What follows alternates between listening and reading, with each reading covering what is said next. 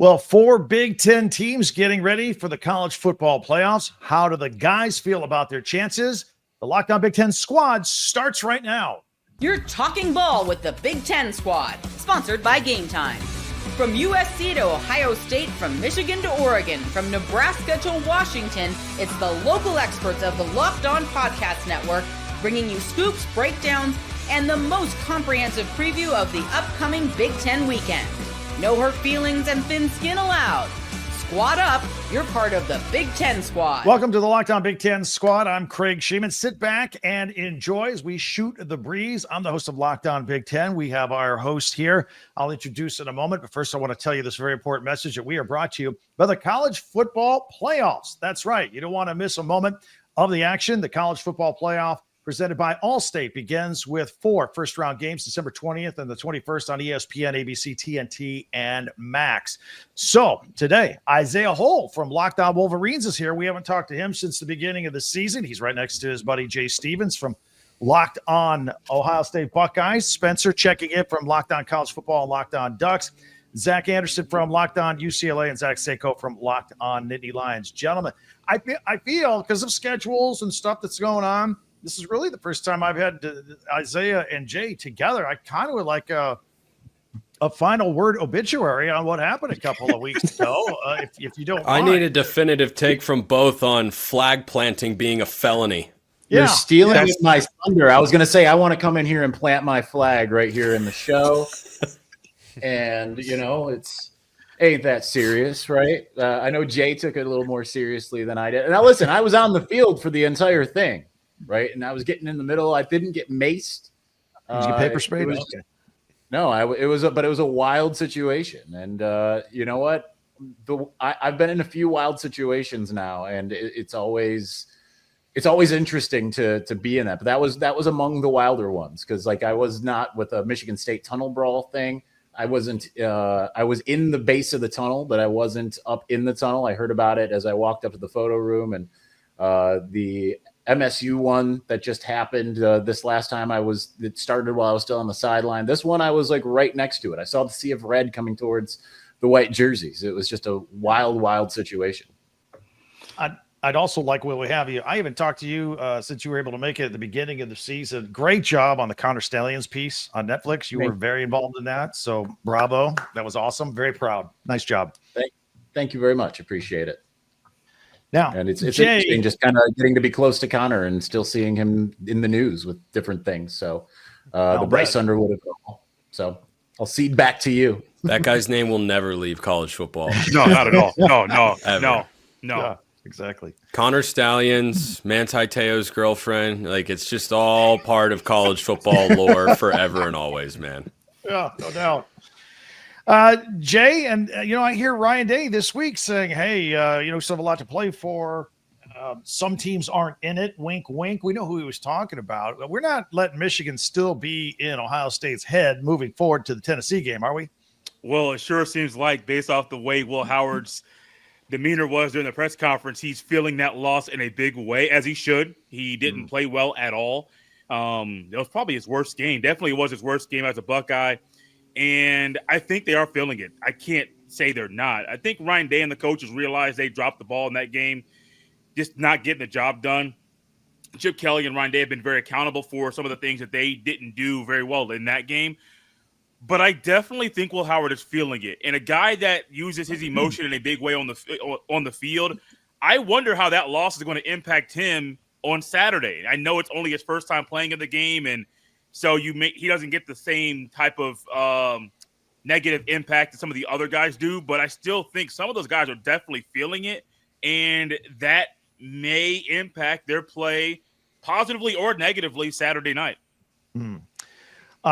Spencer, any preferences? Oregon sits back and waits as to who you get on this Ohio State-Tennessee game. No, I think for Oregon, it's figure out what wasn't up to their standard defensively in the Penn State game, in the Big Ten championship game. Of course, they went on to win, but I think you looked at that game going, I haven't seen Oregon's defense get gashed like that on the ground all season long. Ohio State with a healthy offensive line and those two great running backs didn't run over Oregon's defense the way that Penn State did. So I think for Oregon, it's Send us whoever. We don't care. But certainly there are things to work on. Most notably, what Andy Kotelnicki is known for, shifts and motion, I think, and tempo gave Oregon's defense a lot of fits.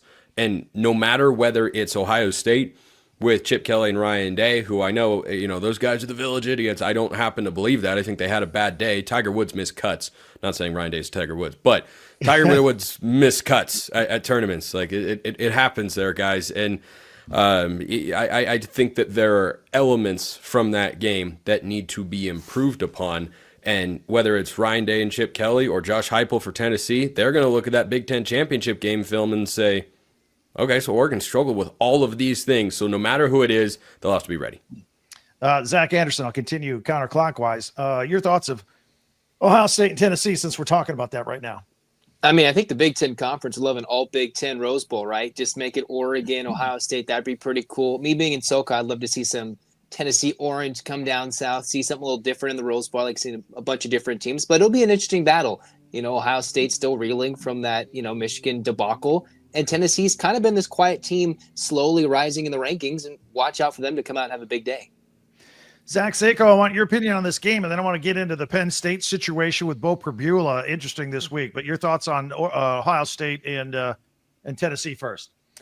I like this one to be close. It depends on where is Nico Imaliava, the Tennessee starting quarterback. Where is he in terms of his development? This additional 3 weeks, is that going to allow him to at least get a little better? Because Tennessee's issues are not defensive. I think this is a defensive struggle. I can't imagine these two teams putting up a lot of points based on what we saw Ohio State do against Michigan. What happens when you have an elite, because Michigan's defense, if they had a more competent offense, we would be talking about them as, and it's not just because Isaiah's here, we would be talking about them as a top 5 defense in the country, but because they were on the field so much, and it's just eventually you're going to break after you bend and bend and bend. But Ohio State had no answer for Michigan. Tennessee has a top 5 defense, at least a top 10 conservatively. And you're missing your starting center. You had this offensive line shuffled. Now, granted, you had time to figure that out, but I still feel like Tennessee is too elite defensively. I think this one is a field goal type of game, and it's a low-scoring game as well. Maybe a 20-17, maybe even another 13-10 like Michigan was. All right. Now, as long as we have you, you guys had some big news here this week. You're getting ready for SMU. Bo Pribula, who's not just your average backup quarterback, he's an important part of this deal, wants to transfer out. It's going to transfer out now, effective, not staying around for the playoff game. I believe, Jay, your backup quarterback is in the same situation, but he's staying correct for the playoff game. So let's talk about this a little bit. College football is messed up with its off-season schedule, or during season schedule, if you will. Zach Seiko, your first thoughts? Well, there's layers to it. Let me at least clarify that this wasn't him running from Penn State. Him and James Franklin, from what we've gathered, had a serious conversation, and Bo wanted to stay with the team. So it wasn't, he wanted to go in the portal, he wanted to go in the team. However, James Franklin has a standard. If you're in the portal, you are not with the team. Mm-hmm. So it's either you're with us or against us kind of thing.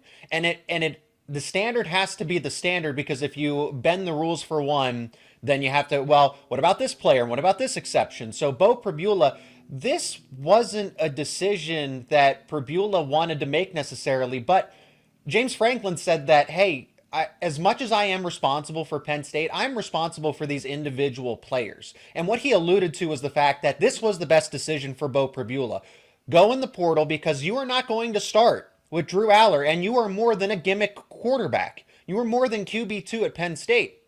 So go to Iowa, and he's drawn some serious interest. Iowa, UCF already, schools that Big 12. I didn't think he had a one-way ticket to the ACC, but I was not expecting SEC and Big 10 interest right out of the gate, and he has it. So that's even exceeding my expectations. I really think this was James Franklin gave him the advice, go in the portal, and he's sacrificing an insurance at quarterback. Drew Aller, you just hope that he doesn't get hurt, because the backup is Ethan Grunkemeyer, a true freshman with no experience. You also lose an element of the offense. Even though it wasn't always successful, defensive coordinators don't have to game plan for that Bo Pribula Wildcat package anymore. Jay, you got the same thing going on with Devin. You're back up, but he's staying. What are your thoughts on this? I'm kind of happy for Devin Brown that he's deciding to go somewhere else and play football, because I don't think he would be the front runner to start next year. It'll be another quarterback competition. My gut says Ohio State tries to go out in the portal to get someone to provide some type of leadership in that room next year. And if Devin Brown stayed, he could very well be a guy that entered the portal in the spring because he was not the front runner at the end of spring practice to start next year. So I think for him, it's a wise move. I think it's good for Ohio State that he's still there, because he is the most seasoned backup quarterback that Ohio State has. Julian Sand has a better arm, but Devin Brown's a guy that he knows what Ohio State needs in a pinch. If, let's say, Will Howard does get hurt, Devin Brown could come in and do some okay things. Very small sample size of what he can do, but he can do some okay things for a shorter period of time. So I think it's good that he's still at Ohio State, but also good for him in his future that he's going to the portal. I absolutely want to get Isaiah, Spencer, and Zach's opinion on this. We'll do this and take a look at the other playoff games when we return in 1 minute as we continue with the Locked On Big Ten Squad.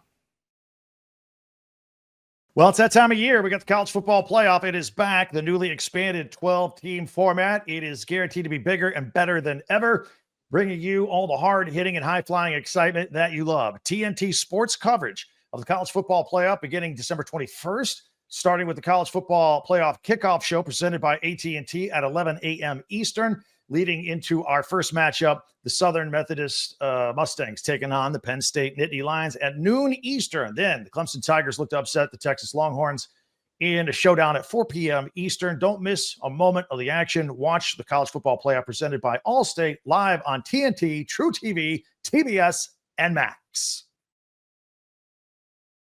Back on the Big Ten squads. Let's go right where we left off. Isaiah, what's your thoughts? What are the solution here? We put these kids in these positions with this crazy transfer portal timeline. Well, games and bowls are still going on. How do you see it? Well, it's great if you're in a situation like Michigan is right now, but not great when you're in a situation like Michigan was in last year, right? And so, like, you look at Jay and Spencer and Zach, they're in kind of an advantageous situation because they're all preparing for – their teams rather are preparing for the college football playoff. They have actual things to play for. That was the situation Michigan was in last year, right? Like Jim Harbaugh, I do know, had kind of shunned the idea of some guys that could have really helped this team now because he was too focused on playing Alabama in the Rose Bowl. So the timing of it isn't great, but it kind of just has to happen this way because you want to be able to get guys in for the winter semesters. Some schools like Ohio State have trimesters, so it might not line up exactly, but most schools will start off their next semester at the beginning of January. So you kind of have to have this moment kind of work for you. But when you see a lot of guys just kind of having all this movement, it's been kind of shocking. And this is kind of where the NIL of it all is really come into play. You see a lot of tampering and things of that nature, right? So it's interesting when you see whole teams. Look at our Big Ten brethren, USC, who is basically Lincoln Riley, like Will Smith standing there in the empty room looking around, right? The whole team has basically entered the portal.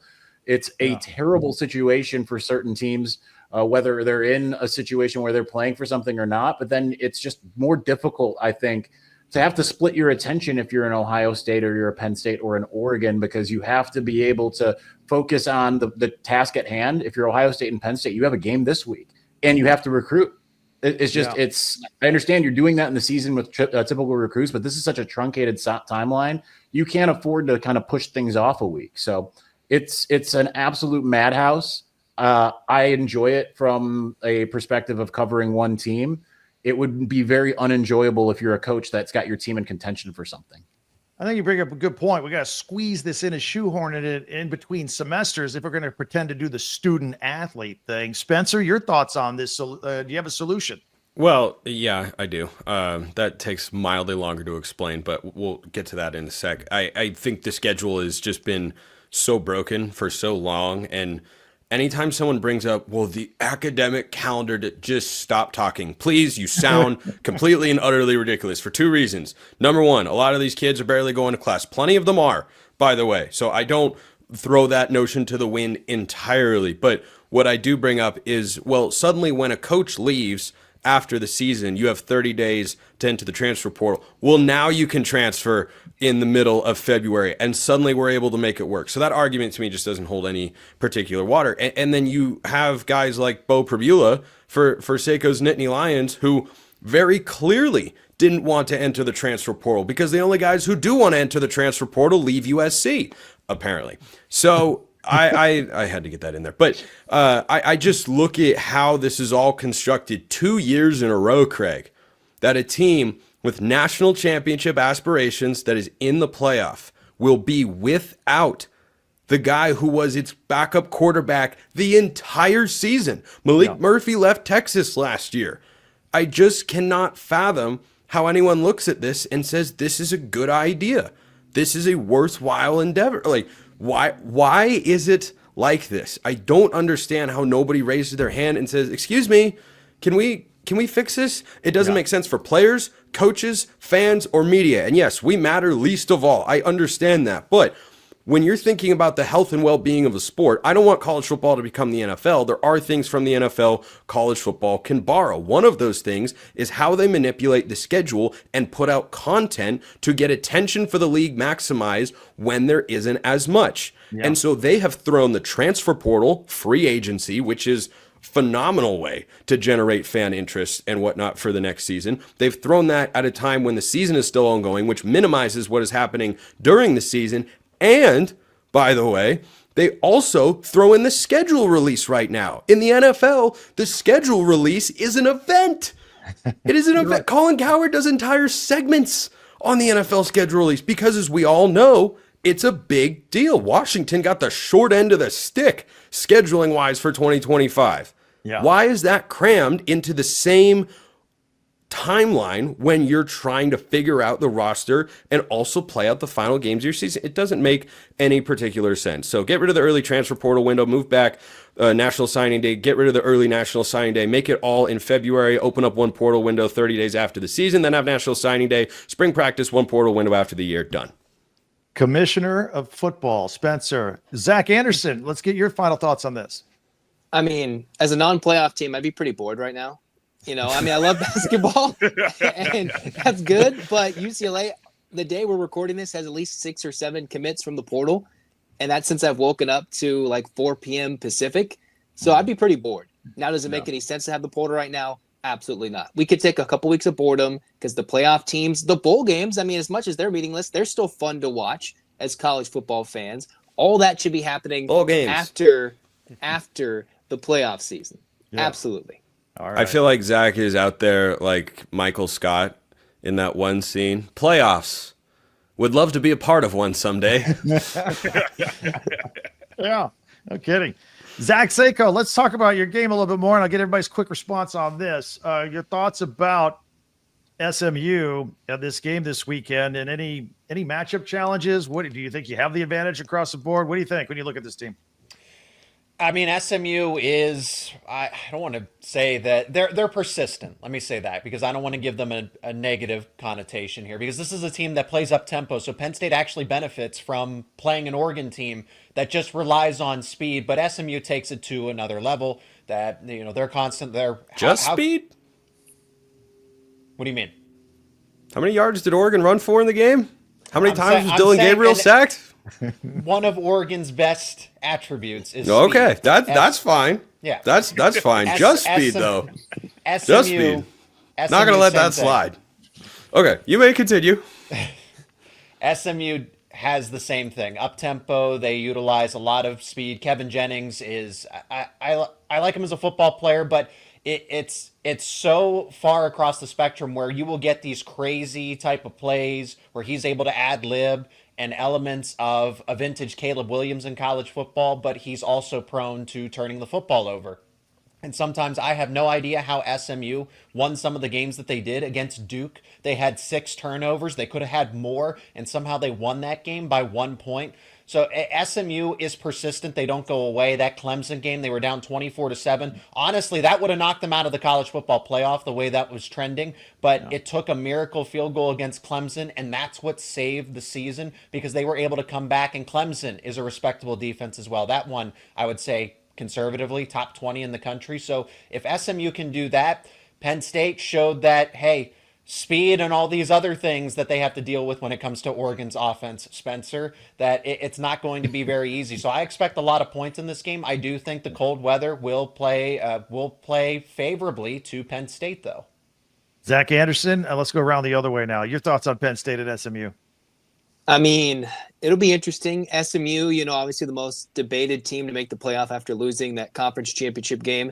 Penn State, I wasn't necessarily impressed after seeing them in early October, but then that Big Ten championship game against Oregon, they put in a good effort. Obviously, I think they have a good shot to win this, barring any crazy injuries or any weirdness that happens. I think Penn State should win. But, I mean, my question is, which of these stadiums is going to have the best atmosphere for a playoff game? Yeah.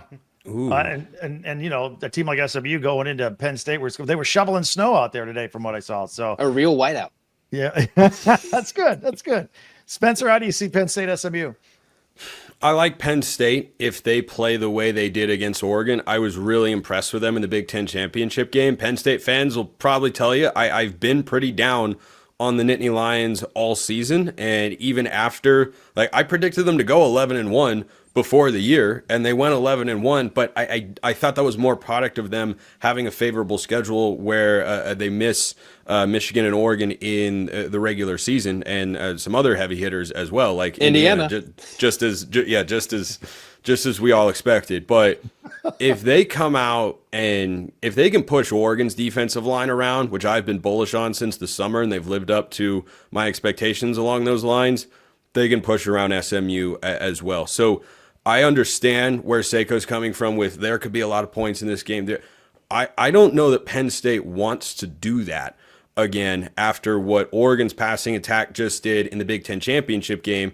And looking at what the strength of SMU's team is, it is Kevin Jennings and that air raid tempo assault. So I think Penn State wants to run the ball. I think they want to kill the clock a little bit, and I think they can grind down a win where it's not necessarily a blowout, but it's not as close as the final score might indicate. I think they win by like the 12-14 sort of range. All right. Isaiah, how do you see it? I think it all depends on does Penn State show up, right? Like we've seen Penn State with James Franklin tend to play down to competition sometimes when it looks like it really should win certain games. Even years that it's looked pretty good, you lose to an Iowa every now and again.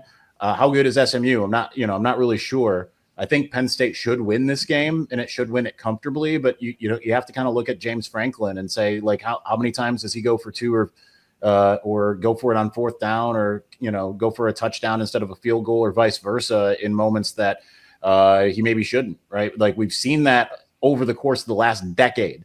So the first time finally being in the playoff, how does he handle this? Because this is a big game, maybe not a big name opponent, right? No one was really going to be talking about SMU at the beginning of the season. I remember watching their first game of the year and being impressed, but still being like, but it's SMU, right? So it'll be interesting to see how James Franklin handles the spotlight in this, to just be able to win a big game. I mean, this is a big, giant, meaningful game, and often he does not come out on the right side of those. Jay, you know Penn State pretty well after watching them. What do you think? This is one of those times when I think the playoff, I don't think all the favorites are going to win, but I do think that Penn State is going to win this game. It's in their backyard. The weather's favorable for them. And I understand and even buy into a lot of the issues with James Franklin. But I think the players are going to kind of overcome some of those James Franklin mistakes that may show up in the game. I think Penn State wins by double digits and moves on to the next round of the playoff. All right. We've saved the best for last. My alma mater, Indiana, taking on Notre Dame. We'll talk about that next when we continue with the Lockdown Big Ten squad. Get ready for NFL action with FanDuel, America's #1 sportsbook, because right now new customers can bet $5 to get $150 in bonus bets if you win. The FanDuel Sportsbook app gives you everything you need to place your bets in the NFL all in one place. So if you get a hunch in the middle of a game, you can check out the latest stats, view live play-by-play, and so much more on the same page where you place your bets. Just visit FanDuel.com and join today. You can start with $150 in bonus bets if you win your first $5 bet. That's FanDuel.com.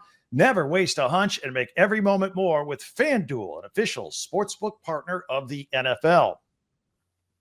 And Prize Picks. This is a lot of fun. The best place to get Real money sports action with over 10 million members and billions of dollars in awarded winnings. Prize Picks has made daily fantasy sports accessible to all. You just pick more or less on at least 2 players and their stats. You could win up to 1,000 times your cash. Run your game all season long on Prize Picks, America's #1 daily fantasy sports app.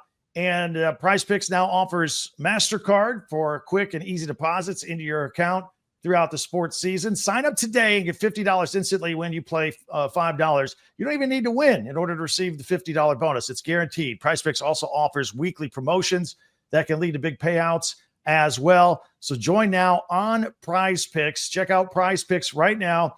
Pick your players, pair them up with your stats, more than, less than. Download the app today. Use the code LOCKEDONCollege and get $50 instantly after you play your first $5 lineup. Prize Picks. Run your game. Back for a final word here on the squad. All right, let's do it. The Indiana Hoosiers taking on the Golden Domers at Notre Dame.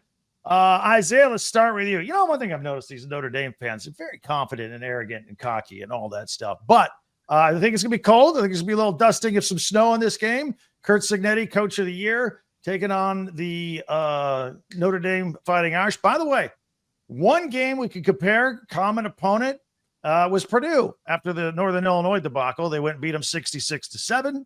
Indiana beat Purdue 66-0. I just throw it out there. But Isaiah, does Indiana have a chance at Notre Dame? They absolutely have a chance. I mean, the fact that Notre Dame lost to Northern Illinois, you know, I thought that should have been eliminating kind of regardless, right? Like, you lose to an unranked MAC opponent. I'm sorry, you should not get a second chance after that. That's the one thing I hate about the way this playoff is now, is that teams get second chances that they don't deserve. Now, Notre Dame has been, you know, looking throughout the season the same way that Indiana looked through most of the years. They're just tearing down everything in their path. But the one time Indiana lost was to Ohio State. So that kind of tracks, right? Like, Ohio State is a great team.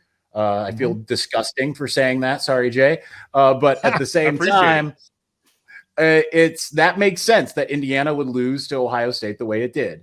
Now, I think that just by virtue of, I mean, it's a battle for the state of Indiana. The cold's going to affect both teams the same. Both teams have obviously are used to the cold. It'll just be interesting to see if Indiana can kind of rebound from how it looked in the last big game that it had against Ohio State and be able to really show, hey, we're for real. I think they've got a shot. It's going to be a difficult one, but I think that they absolutely have a shot. Jay, pick it up from there. He's talking about that game. That was not Indiana's best effort. How do you think they can do against Notre Dame? I think they have a shot. The one reason why I think they might fall in this game is because the only time we saw them play against one of the big boys in the sport, they didn't look like they should be on that field together. It was bad. I think the what we saw that day, IU should have lost by a bigger margin. I truly have believed that for quite a long time. Now you're going, 3.5 hours away to South Bend, so it's still in your state, so you still aren't traveling across country for a game. But I really wonder if IU can handle 4 quarters with Notre Dame. I don't think so. Like, my gut says they can't, and that the Hoosiers are going to lose. But also, I know that Curt Cignetti is going to do whatever he can to get his boys ready for the game. But I still think Notre Dame has everything that you need to win this game. So I think I'm riding with the Irish on this one. All right. Zach Anderson, how do you see it? I mean, these are like the 2 teams that you believe in the least, right? You look at, you're like 11-1, 11-1. These are the teams you're like, man, like, if you took away the resume, you'd think they're kind of even, but you put in the brand of Notre Dame, you put in Indiana's basketball history, and you're like, oh, Notre Dame should win this by a lot, right? Yeah. If Indiana can protect Curtis Rourke, I think they can win this game, but they struggled to do that against Ohio State. If they can protect their quarterback, come out with some moxie, get an early lead, and Notre Dame feels like it's Northern Illinois all over again, then, hey, maybe the Hoosiers can walk away with a win. Zach Seko, final word.